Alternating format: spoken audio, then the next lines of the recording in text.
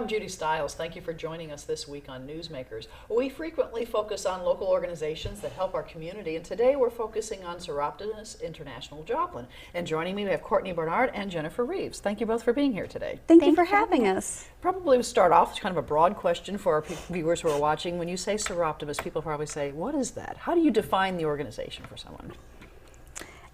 Yes, the organization, our mission is to better improve the lives of women and girls. So our main focus is always on organizations for that, or what we can do to give back to those type of causes. Okay. And it's an international organization? So Joplin is a small part of an international picture. It is. We're made up of regions. In fact, we're about to have a region conference next week.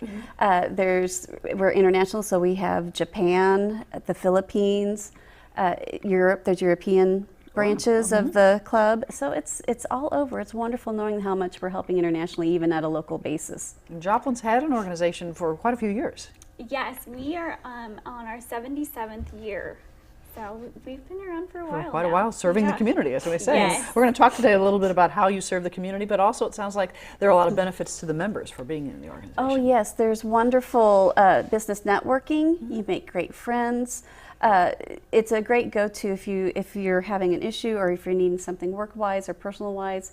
It's just, you know that you're all there for the same reason, for the same great cause of helping the community, but you also are there to help each other as well. So a support group built in for people who are working throughout the community. And I imagine that professional development does become an important part. You're meeting people maybe who have different jobs, but you all have common interests. Yes, I mean, we have women in there from, teachers to massage therapists to bankers to event coordinators. All walks of life come together for this one great cause, and we all support the same mission. Great. Well, let's talk a little bit about, the organization and some of the things that you do. People are probably watching and say, well, I see the hats on the table. Let's answer that question first. Someone's saying, why do we have hats on the table? We have these hats for our upcoming event. It is one of our biggest fundraisers that we do throughout the year. It is the Night at the Derby. And so we go all out. We go Derby style food, we do some Derby music, Derby contest, and of course the hats. Everybody. Like if you were in Kentucky, you can yes. And we have all kinds of hats. You can see I've got a bigger floppy hat, and we have a smaller over here, and we've got even bigger floppy. So make room for all kinds. And we do a Derby hat contest. So kind of is an individual thing. The type of hat is what you create and let it go with you. It is. It's really, you learn a lot about your friends when you see their hats. So let's talk about the Night at the Derby, the type of things that take place. People, the who, what, where, what is happening that evening? Yes, a Night at the Derby takes place on May 2nd this year. That is a Saturday, and it'll be at 4:30 p.m. We are at the Ramsey downtown in Joplin on 6th Street.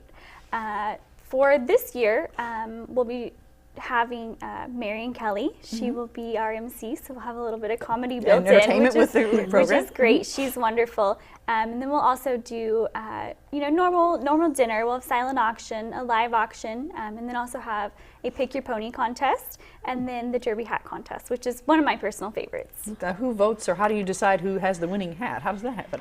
Well, we do a Derby hat parade where everybody who wants to be in the contest, we're assigned a number, and the attendees vote. Okay. So just, you write your number and we have a most beautiful, a most outrageous, and a bless your heart category.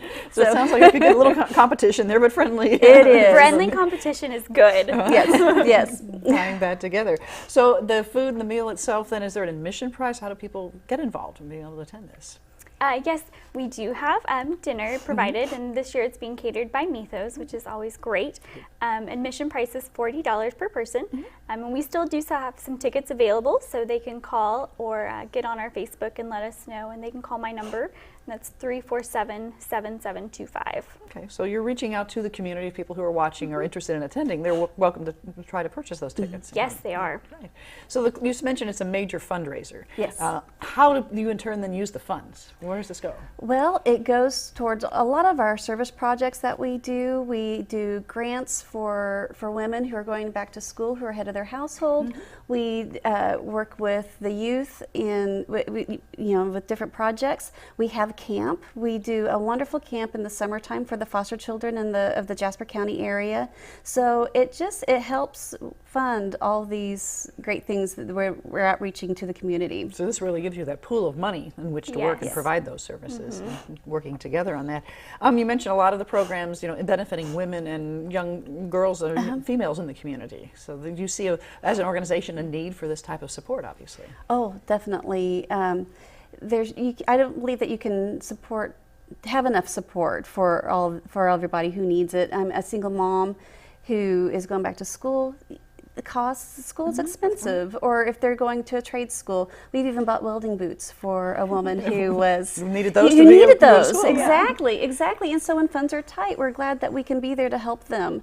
It's all about improving their lives. So what little bit we can do to improve their lives is fantastic. And even to self-image, we just did a project with the Joplin freshman school, or with the freshman class, and it was a Love Your Selfie. They have an Inside Out event that was for all the freshman girls, and we had them take selfies and write one word when they look at their selfie, and then we wrote on the back what we saw. And so we want them to know that they're much more than what we see outwardly. So it's, even if it may not be helping them monetarily, we want to help them mentally as well. That must have been a fun event, to be able to go to the school and meet the girls and do that type of thing. Yeah, it was really fun. We didn't really know what to expect being our first year, and we were beyond pleased. We even heard feedback that we were one of their favorite booths, so we took that as a huge positive, and we did make a difference that day, and hope that they continue to use what they've learned, and we're hoping to erase the stigma that of bullying and that sort of thing. The challenges that age group deals with. The freshman girls, it is harder for them. They don't hear the positive words that I think they need to hear. So that's what we really wanted building to self-esteem, the positive images, and so forth. And you mentioned selfies. I mean, technology's in their hands all the time. Yeah, oh, yes. They're very familiar with selfies. I think we printed over 400. Yeah, a little over 400 pictures. Yeah, they were really wanting to participate. Selfies were good. We even had some teachers participate, and so it was just, I think it was just a fun event for everybody who walked through our booth. So you're looking for ways for your members to get involved in the community through these activities? Yes. And so tying into those organizations. We also have organizations in town that specifically serve women and their needs, like the Lafayette House and so forth, and you work with projects that benefit those organizations as well? We do. Yes, this year we try to do something during Christmas every year, pick some type of organization to give gifts back to. And this year we were fortunate enough to be able to give back to Lafayette House. So that was wonderful, being able to take some family lists and needs and give back to these women and children. And it was great to be able to present those presents to them and really make their Christmas special. We have a lot of organizations, nonprofits, and service in the area trying to meet the needs of people. You're helping to help them go a little further with some of these funding opportunities. Yes, we sure try. Just any organization that fits our mission statement, we're happy to try to help. And Lafayette House is definitely one of them. And Rafa House, we've partnered with them. They came to our Bunko night and was able to sell some of the stuff that they that they have at their store. So we like to reach out whenever we can and form partnerships. Now you mentioned Bunko night. Let's talk about that. And people are probably curious. Oh, what? Tell me about that. Bunko is a fun evening. This was my second year playing Bunko, so I had no clue what it was. It is a game of luck. It is a dice game. So we set up a bunch of tables and invite women, friends and community members to come play with us. And we play a couple rounds of Bunko. And the proceeds from that help these different scholarships and different programs that we do throughout the year. And then we also, with that, tie in an IGU, which is our International Goodwill and Understanding. And every year we pick a new charity, and this year we were able to give back to water.org. Okay, so the funds raised locally then go internationally to help others. Yes. Tell me about water.org. Some of the people may not be familiar with that. Well, water.org is a wonderful organization that Matt Damon is very active with, and it is all about getting the clean water resources to women and children and families in third world countries, because it's amazing how many hours a day they walk and how many miles a day they walk just to get clean water. And so by providing clean water to these people, you're helping increase their education, you're increasing their family time, you're decreasing assaults because they go unattended whenever they go for these water. Right.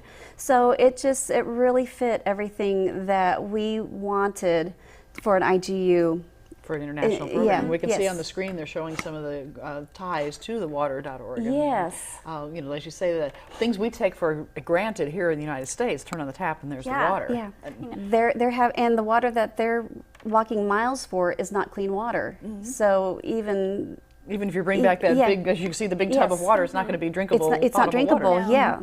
So they have to be working. So that's an international aspect, I guess, that groups around the country, around the world can help raise funds to help. Exactly. And all clubs handpick a charity for their IGU. So, our club did water.org. Others have, we've bought wheelchairs for people. We've bought toilets.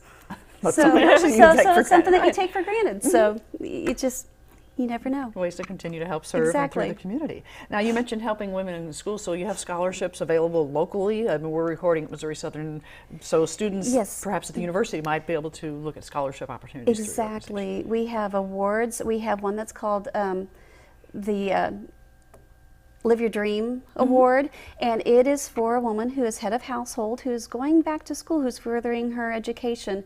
And we actually have two. We have a $1,000 and a $750 award, and so it'll help them buy books. They can use that money for whatever they need for their educational purposes.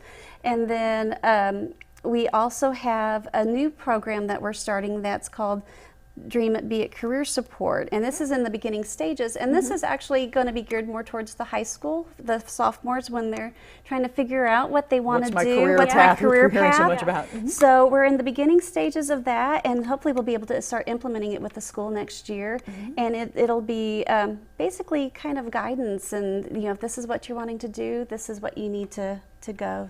Help them see the future. Yes, yes. And we would like to, we used to have a Missouri Southern Scholarship, and we'd like to implement that again as well. So it sounds like you have a good working relationship with the schools and the programs they have in place to help supplement what they're doing many times. Yes, we definitely have a great relationship with the schools, and it's always getting better and being able to get more involved and help those girls too. And you have teachers, you mentioned, in your organization who probably can tell you offhand what's happening in the schools, what their needs might be. Yes, we have great connections inside, so they're always our go-to on what we can do or what we can do better. Well, let's talk about, you have meetings, regular meetings. What happens at the meetings as far as, deciding on these goals, what you want to do, and so forth. That's right, the structure, how do you decide? There's so many organizations we can help. Yeah, we have our regular meetings. We meet weekly. We meet every Thursday at 12 p.m. noon. We are currently meeting at Mythos, so that's always a good treat too. Right. But during our meeting, we typically have a community speaker come in, and they'll speak on different organizations, different businesses, kind of what's going on in the community, so everybody's aware and trying to learn something new all the time. So a little education involved in the meeting. Yes, there is. We love to have fun, but we love to learn as well while we're doing it. And then, we have club business that we attend to, and that comes from our president. And so, we do vote as a club on all of these major decisions. So you have an officer structure and Yes, people organizing and running the meetings. What about membership? People might be curious, well, how does someone become a member? What are some of the requirements or classes what you need to do? We just want you to be able to come, have a passion for service, and it's we're happy to have anybody who would love to have us. It's as long as you've got a passion, which we all do. It's for women and children in the community. You're welcome to come, and so it's just a matter of coming to a meeting or reaching out to one of us, or going through our website, Soroptimist Joplin. Joplin Soroptimists. I'm so sorry, I get it transposed. And reach out to us that way, and we're happy to give you our information. There is, a membership dues every year, but they're pretty nominal compared to some of the others, and pretty minimal. And we're always happy to have you. Well, I know there are a lot of service organizations in the community, and that you have a lot of choices when you're working professionals and trying to decide. I'm curious, both of you, what attracted you to Soroptimists? Why did you say, hey, this is an organization for me? I was fresh out of college. I actually graduated from Southern, so I was learning my way into the business world, and I was very fortunate to have a strong boss who's a very strong woman in the community, and she introduced me to Soroptimists, and I fell in love after my first meeting, and knew it felt right, and this is what I wanted to be involved in. It's for the greater good, not only locally, but it does go internationally too, and I think my favorite part of it is being able to help the kids at camp, and knowing you really are making a difference and you continue to make a difference in their lives. You're touching those lives. Yes, and you're you are. tying that together. Yeah, for me, I had a family member that was in Soroptimists, so I grew up being familiar with it and everything that it entailed. And so the moment I got a job in the Joplin area and I joined the moment I was able to join. Right. So it's just been such a wonderful organization, and the ladies that you've gotten to meet and that I had kind of known prior to being a member. Right, you meet them through the business yes, world. Yes, exactly, exactly. It's just been, it was like with Courtney, with camp, the things that we did for the children, the camp, it really grabbed my heartstrings, and seeing the kids getting to be normal for that week. It's just, I think that's one thing that really draws a lot of people in, but then all the other things that we do is just icing on the cake. So. Well, let's talk a little bit about camp. I know your website has some information if we could find it about the camp, but Camp Soroptimists, it's been around for quite a few years here locally. Yes. We just celebrated our 30th camp this last summer, so we're getting ready to do our 31st. We work with the Division of Family Services, so it's geared towards boys and girls, so we're helping all children, and it's a week-long camp for the children in the foster program. That way they can be with other children that are in the same situations, but they get to be normal and do normal things and have fun. So it's an outdoor summer camp like we'd envision, where you're hiking and bike trails? I don't know as much How do hiking. you describe right, but outdoor activities. Yes, lots of outdoor activities. We do anything from fishing and horseback riding. The kids get to swim all the time. They do stay at this camp. It's an overnight camp. Okay. It's a residential camp. Yeah, residential camp, which I think is even better. They get to really experience camp. They're away from everything. They're out there together. In the bunk beds with the camp counselor, so they get the whole experience. But yeah, we do fishing, horseback riding, we do games, we do swimming, and then we also host a big carnival night towards the end of camp that all the members are able to team up and really get involved. And then we also do, with that, each kid has a buddy. And so we call that buddy night too. And we ask members to be buddies, and then we also ask community members to really partner one-on-one with these kids and really get to know them and get to enjoy that with them. It sounds like it's something it could take a lot of planning to put this together. I mean, you obviously have had a system, you've been doing it for 30 years, but for your group to organize and have somebody to operate.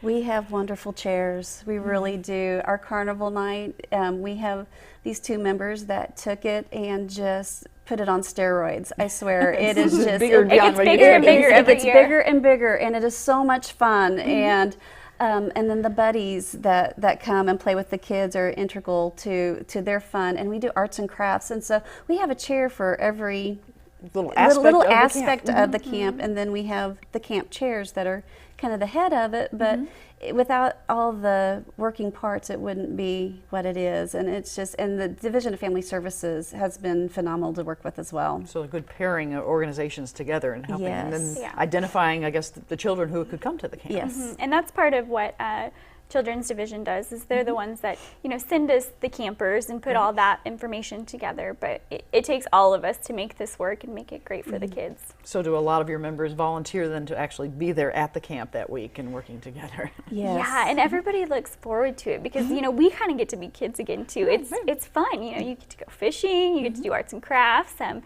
then we do a lot of cooking, and we do ask try to find outside help for organizations to bring in meals for the kids every night and cook for them and do things like that. But it's a lot of fun, and everybody looks forward to it every year to be involved. That's kind of your getaway too. Let's have our week. Well, when people are willing to take vacation time for camp, then it's a big deal. Time well spent. Yes. Right.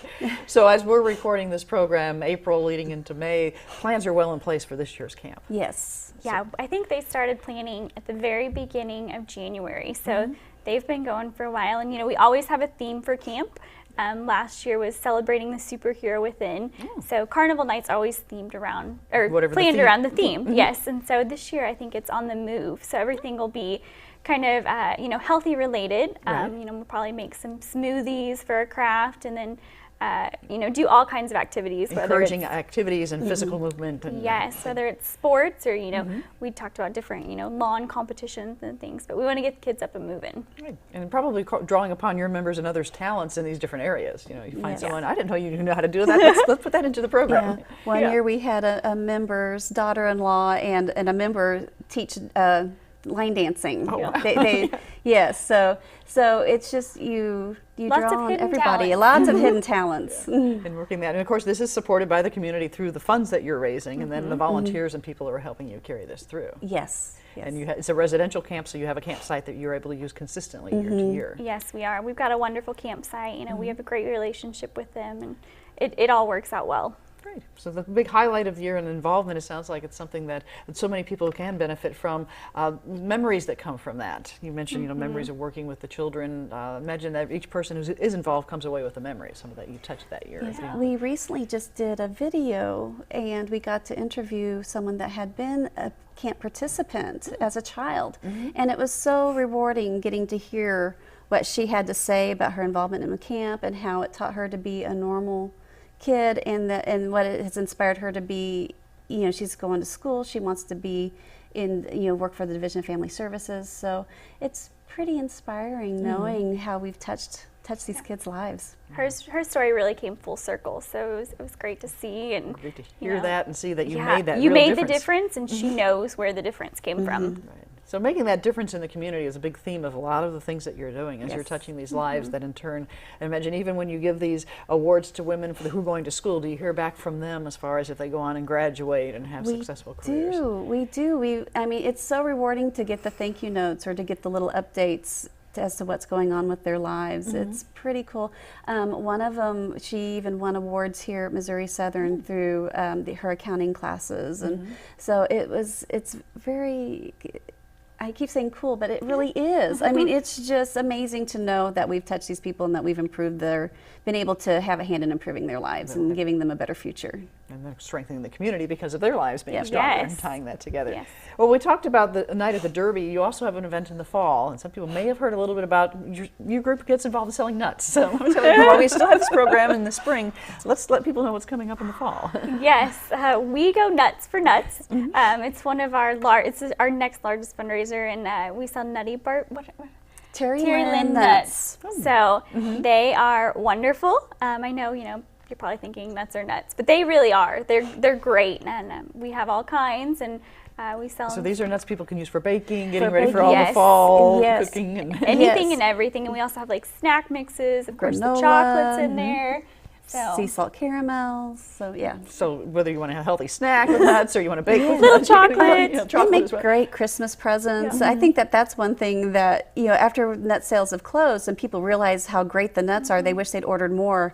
And luckily, we usually order a little bit of extra of a surplus, and because they want to give them as Christmas presents. Right. And how do people find out about the nut sales? They contact your members, or do you have a website? I mean, when that time of year comes around.